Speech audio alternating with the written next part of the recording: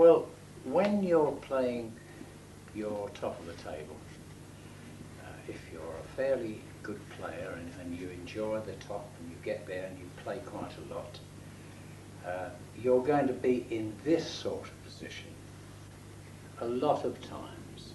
And it's going to be typical of billiards. It's going to be a variation of this shot 1,000 different ways. And so what I've done is, obviously it would take a month of Sundays to go into it in total detail, and then you wouldn't be finished or satisfied. So what I've done, I've marked the position of these balls. So if I mention them now, you'll have them if you want to practice the method. Now, the red is on its spot. This first object white is 8.5 inches. There we are, I've written it on the cushion. I can't remember them all the time. 8.5 inches from the top cushion. The red is 33 inches. The white, I beg your pardon, the white is 33 inches from that side cushion.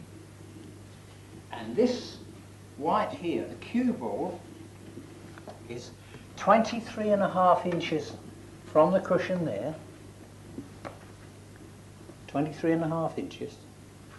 And 22 inches from the cushion to there. So now you have the measurements and you can begin to practice the shot. This will present itself many times and it can be played so many different ways. Now, the reason I've put this shot up in is because this is where you play the cannon, not the pot. I mean, the pot would be a little bit tricky. You've got to come back. You want to come back for whatever reason. So you play the cannon. You've potted the red, it's on its spot. You're now going to play the cannon. Now, according to where the white is, you will get a variation of little cannons from the top cushion to push the white nearer the spot or up to the line, as we've indicated in other parts. Now, the two ways, the basic two ways of playing this is, if you're playing and you might not be feeling 100%, you might be early in the game or whatever, and you haven't got your touch right and you don't want to mess it up. So you play it gently and fairly thin. I say thin because you don't want to put a lot of pace in the object red. So I'll play the shot with a hint of left-hand side and fairly thin. And I don't want to push the white ball too far. So there you see, I've now pushed the white almost up to the line, and I can pot the red and come out here. I can either check off the side cushion, if you like soft screws and the rest of it, you can pull up here to virtually the same position. Then, in fact, I'll do it for you rather than talk about it. So I'll play that with a bit of check side off the side cushion. And there we are.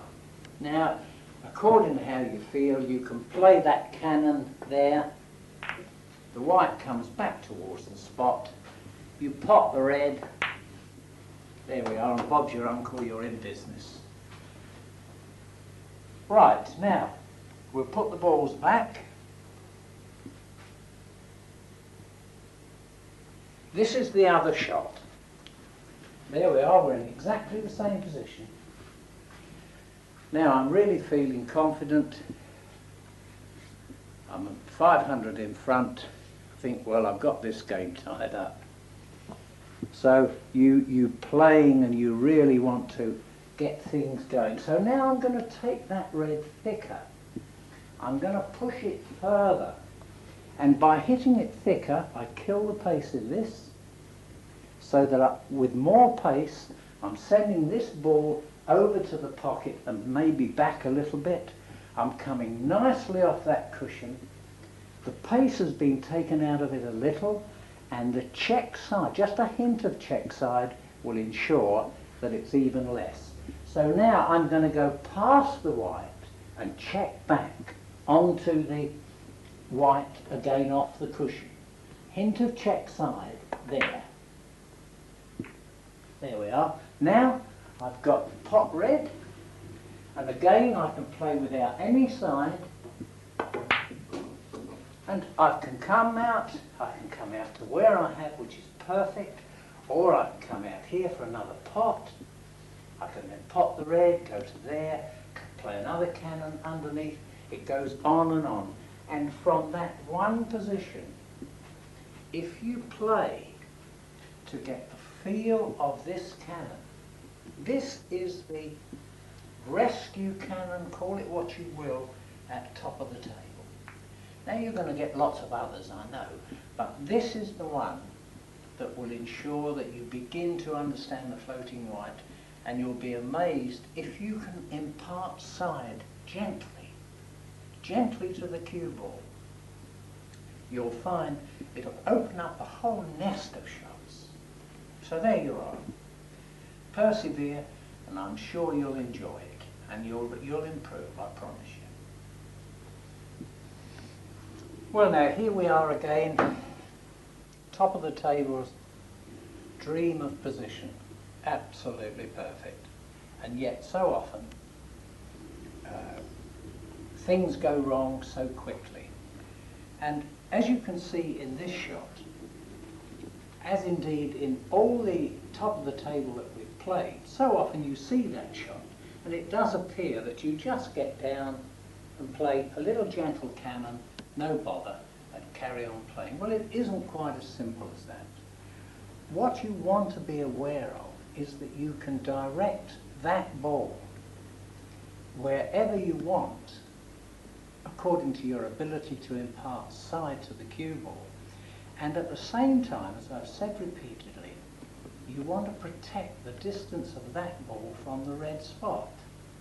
Now, if you can look through the shot there, you will see that that isn't a straight pot, so I can't, when I say can't, I can screw back, but if I do, I'm going to be saddled with having to play a cannon off the white ball first onto the red, thus sending that too far away.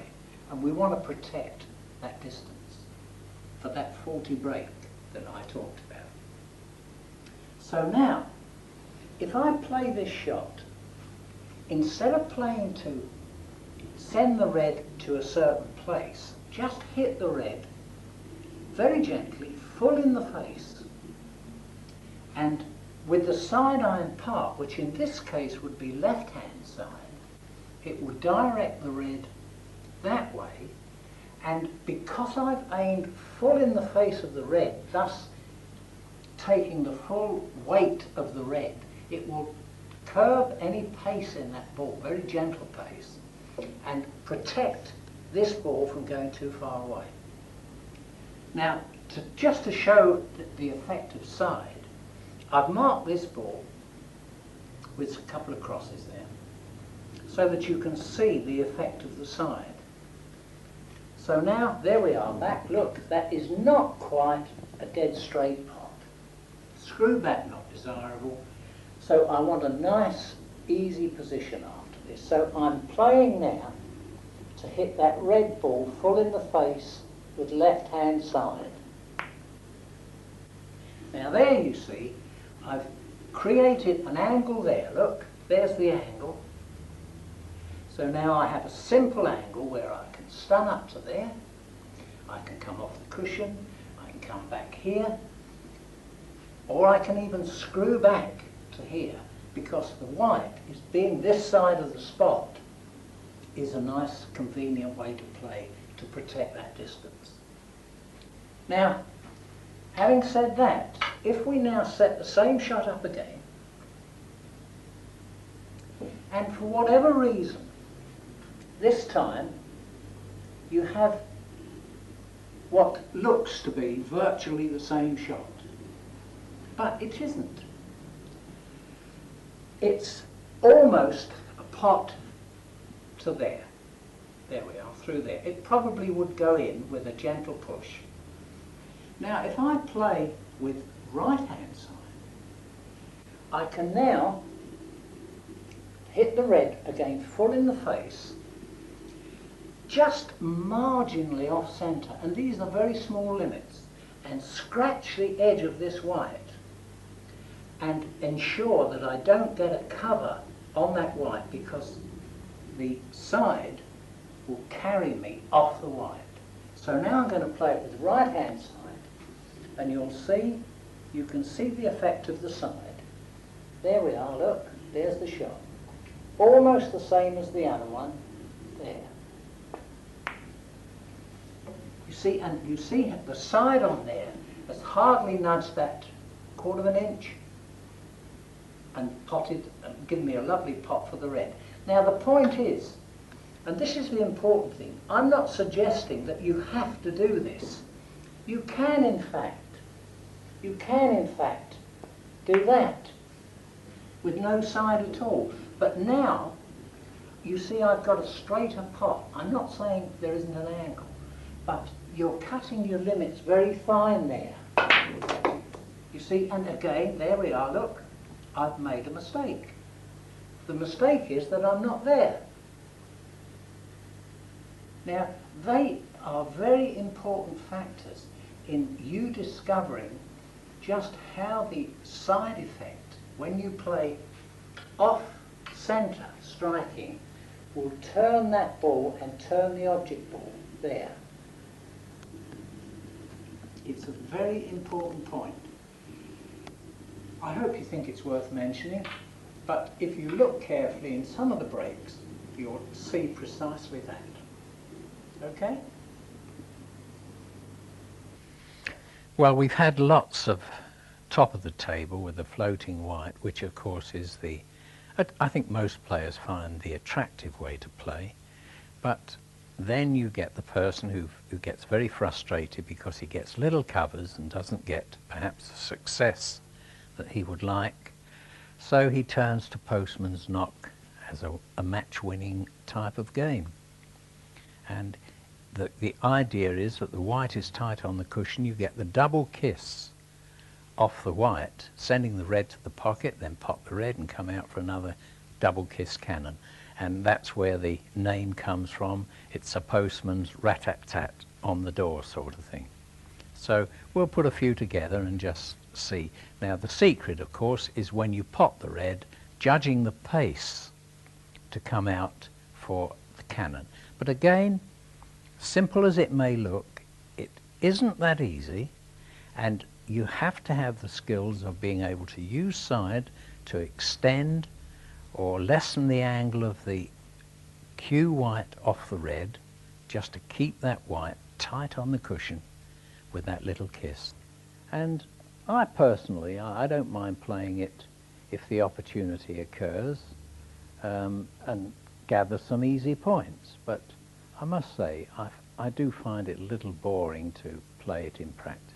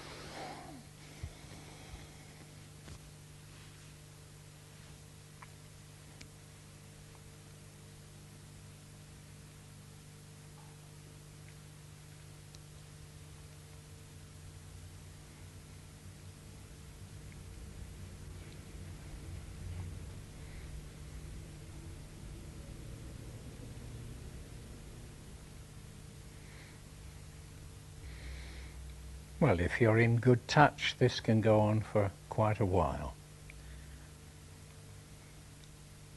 But at least that puts you in the picture.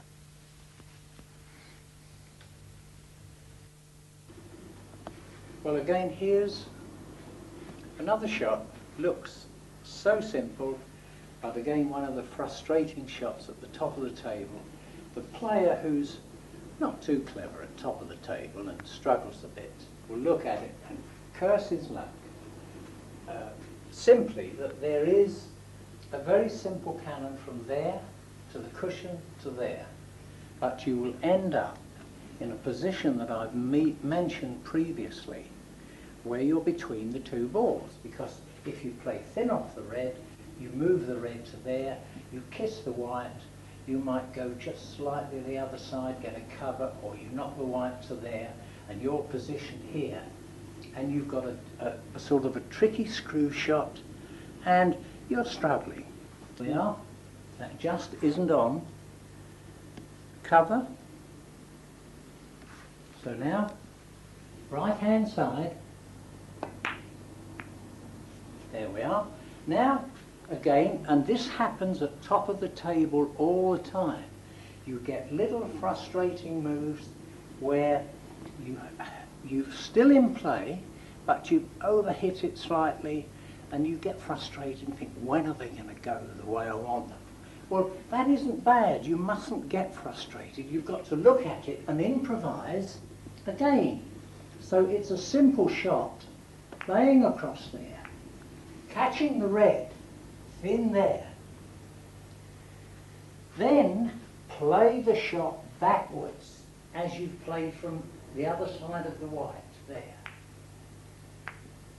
There we are. Now you push the white behind the spot, and you're in a position where you can pop the red and play 3, 6, 9, or you can pop the red, come out 3, 6, 9, whatever you want to do. So if you don't get frustrated and you keep improvising, you gradually begin to invent and find your own way.